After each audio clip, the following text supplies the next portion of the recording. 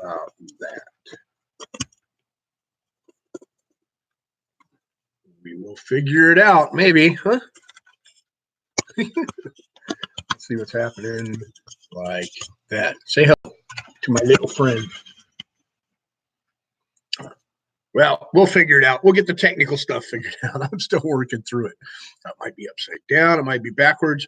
But right now, it's on. Hey, how's it going? Jim Adkins here from Adkins Results Coaching on an early, really cold morning. I know you don't want to hear about it. Most people make fun of it. But when you wake up in Michigan and it's 9 degrees in your truck, it's cold. Today's pretty cool. I got some, I wasn't sure if I was even going to go live. I came in here this morning and I was like, and it hit me. A lot of people ask me, how do you get over your past? How do you unblock those blocks that you said? How do you reframe? How do you rewrite your paradigms? Well, these are all really good questions, and they're all a lot of different answers for each question, right? But then this occurred to me this morning, and it's a holy crap idea here. Let's see what it sounds like when I let it go.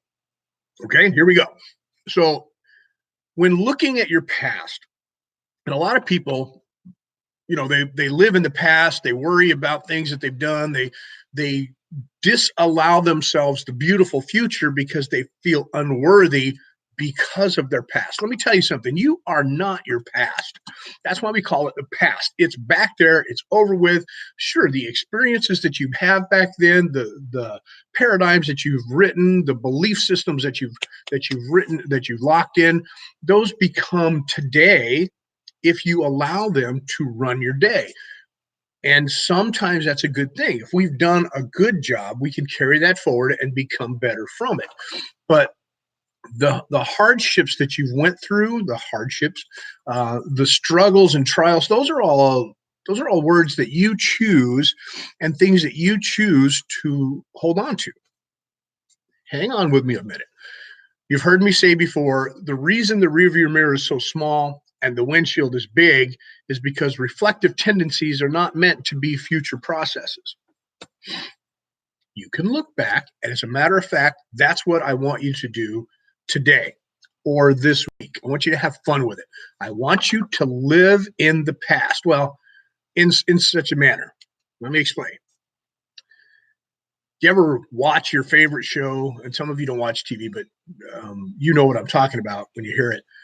And they play the best of, you listen to the radio and the host will take a vacation and they'll put the best of on the air. They'll run the best of what has happened. I want you to do that this week or today if you got time, or all month for the rest of the month if you have time. It's going to be fun. Trust me. I want you to look back at your past and tell the story to somebody. Write it down, whatever you can do. If you got somebody who'll listen, that's the better. Tell a fun story and relive your past and play back the best of you. Oh, I remember this time when this happened and that happened and I got to do this. But watch it. Watch yourself. A lot of us have a tendency to go back to a certain moment and then dwell on the negative. It's not helpful. It's not. Lessons learned are lessons learned. Absolutely. Remember the lesson. Remember the person who did something that wasn't right to you. Remember that, but don't dwell on it. In the best ofs, those are going to be there, but I want you to skip right past them. And then I want you to, every once in a while, on your own first, or if you're good at it, do it in front of somebody. Take a lesson that you learned that was negative. Take something in your past that you hold on to, okay? This is an exercise. Don't just let it go. Rewrite it. Take something that happened in the past that wasn't perfect, that you hold on to, maybe a grudge. I don't know. Try not to be too harsh on whatever's going on. And the further back, the better. If it's yesterday, it may not work for you right away. But let me give you an example. When I was about 6 or 7 years old, right? My father died when I was 9, but I have a memory of when I was 6, maybe 7. I can't remember exactly, but I bought or they bought for me my first pair of headphones. And I mean real headphones, the boom. It was back a long time, but the real headphones. And my family were a family of musicians and people who love music. So music was abundant in our life. So I had my own stereo, and I now had a set of headphones. And I could put those headphones on and crank the music.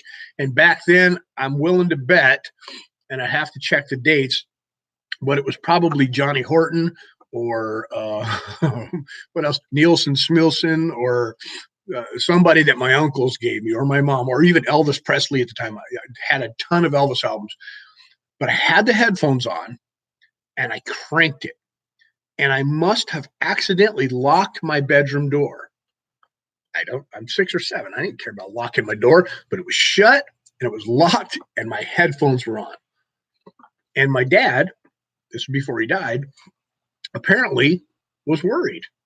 And in my memory, okay, you can make this a bad one if you want, but for me, it's a good memory. And I'll tell you, this is how I want you to rewrite your past. While you're thinking about this, let's say, okay, let me give you the story as an outline and tell you how it could be negative, okay?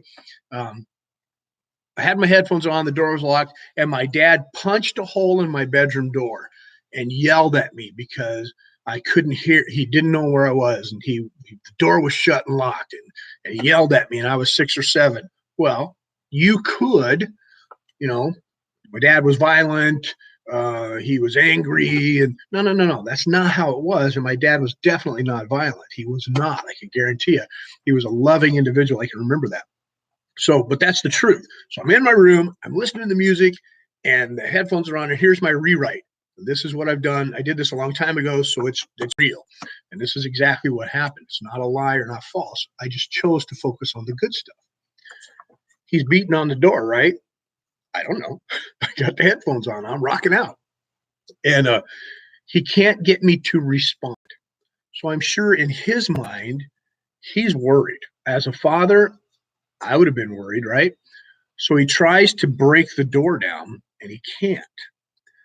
So he punches a hole through the bedroom door, and it startles me, and I run to open the door for him, and I'm scolded or talked to in a way that shows me he's worried about locking the door, and he was scared. And at 6 or 7, I don't remember exactly what was said, but in my rewrite, I can tell you what I learned.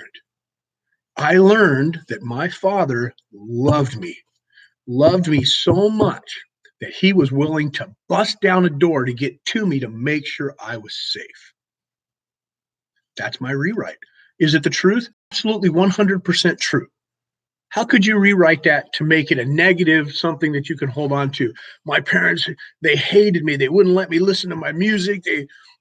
He was so mad, he kicked in the door and put a hole in my bedroom door and yelled at me, and I was in trouble. Well, if you want to believe that, could that be the truth about the story? Yeah. My rewrite, though, this is what I want to challenge you to do, was the other truth of the story. He cared so much about me. I had my own headphones. I had my own stereo. I was listening to music I loved in my own bedroom. Well, I shared it with my little brother, Paul, but he was tiny at the time, so it wasn't even like he was there. Okay. And he wasn't in the room, but I imagine he's probably a baby at that time.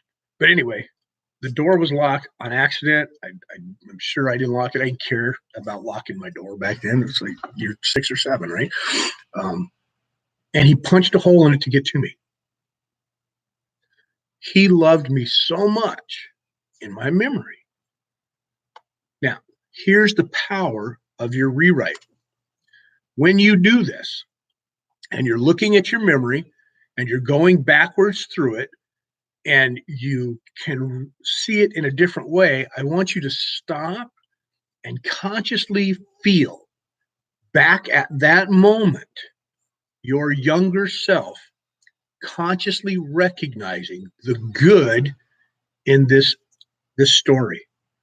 So in my case, when I think it through or when I talk about it, I want to lock myself into that state of mind where I got the music going. I'm listening, let's just say Elvis Presley, and it's really cool. And boom, I'm startled by the door. My dad, and I jump down worried. And I get there and I open the door and I see him and he's a little flustered and he's letting me know that he was worried. And at that moment, the younger me stops, looks at my father, and says to myself in a conscious way, wow, this is how much he loves me. He cares so much about me. Look at the intense state that he's in to make sure that I'm okay. Now, when I reflect on that memory, how do I feel? I know, right? I feel incredible. I feel great. Now, he died when I was 9, and we could go through other memories of his death and the people lying to me on the day that he got in his car accident and all of that, and show you how I've rewritten every one of those instances to be positive, loving, and including, the unfortunate fact that he died when I was 9. That was something I had no control over. It didn't have anything to do with me, but what took place around me, the people that stood up and showed how much they loved him, the community who got together and did a barbecue in his honor because of the type of man that he was in the community, the my relatives who stood by us and took me in when my mom was having a hard time and helped, raise me on the ranches and on the farms and in their homes. My mom, bless her heart, who carried forward and raised the 4 of us, and found new love in her life. These stories that I have rewritten, I don't have to let go. I don't. They empower me now. And when I look back and play the best of Jim Adkins, I got some great, great stories and some great memories. Did I have the most blessed life in the world? No, not by comparison. But if you listen to the stories I tell, you'll believe it was a blessed life because that's how I choose to see it. So today, this week, the rest of the month, I want you to take time. Do it. Don't just give me the nod. Take some time for yourself. If you don't have 5 minutes to yourself, you haven't been doing what I've been asking you to do. Take 5 minutes, take 10 minutes, take 30 minutes. You deserve it. Sit down and enjoy the best of you. If you're having a struggle, this is the exercise I want you to do as well. I want you to look back at a painful memory, but don't look back at it as painful. Don't sit down with the intention, I'm going to pay attention to this painful memory and bring it back up. No, no, no, no, no, no, no. Sit down with a memory that's been challenging you and decide to rewrite it. Even if you have to get to the end of it and look back with hindsight first on the lessons that you've learned. How many people have ever asked you this? If you could go back in time, what would you change? How about if you asked people that and they said this? Oh, I would change this and this and this. How many of you have ever gotten this answer? If you could go back in time, what would you change? Absolutely nothing. Why? It made me who I am, and it's got me to where I'm at today. That's my truth. Are there things that you could change in a selfish manner? Yeah, I'd have met my current wife, Sarah, earlier. I'd have found her right away. We'd have saved each other when we were younger. But we wouldn't have learned the lessons along the way. Now, you can philosophically argue those points that, hey, if you're meant to be together, the lessons that you learned would still be there and you'd still be the people you are today. Sure, that's all fine. But the fact of the matter is, why would you change it? Well, if you've got things in your past that are really troublesome, that are really hurtful, that you think that never should have happened to you, I want you to look back on them with the idea of rewriting them and give yourself, your younger self, the power in that moment. And I mean it. Get serious, get solid, get realistic about it. In that moment, go back and give yourself the power to reframe the memory. And you do it as often as you need to. Go back and look your bully in the eye. Go back and look your father, your mother, your aunt, your uncle, your neighbor, the newspaper, the TV, the illness. Look it in the eye and let it know you ain't got no power over me. 20 years from now, I survived you. Not only did I survive you, but I'm thriving. consciously look and maybe try to empathetically see, I understand you're going through a hard time, but that's no reason to put it on me. I can understand your confusion, but this has nothing to do with me, and I do survive. Okay. I don't know. Did that come out really cool? I loved it when I came up with that idea. When it came to me this morning, the clarity of putting yourself back there, rewriting it was fun. I think that's fun. Give me your thoughts. Kind of let me know what you're thinking. Put some comments in here and play along with me. I'm at my best when you are interacting with me. I really am. So I love you. I'm going to share this with you, and I hope it made some sense for you today. As we head into the holiday, make sure you love each other and tell the ones that you love that you do. Don't miss an opportunity to share with somebody how you feel about them in a good way. Okay. All right. On your mark, get set. I'll see you Friday. Grow. No, I'm not sure what's happening. I froze.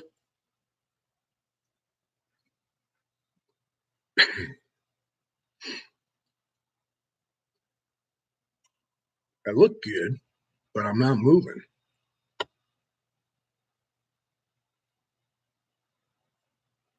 There it goes. No, not yet. Bye. See you.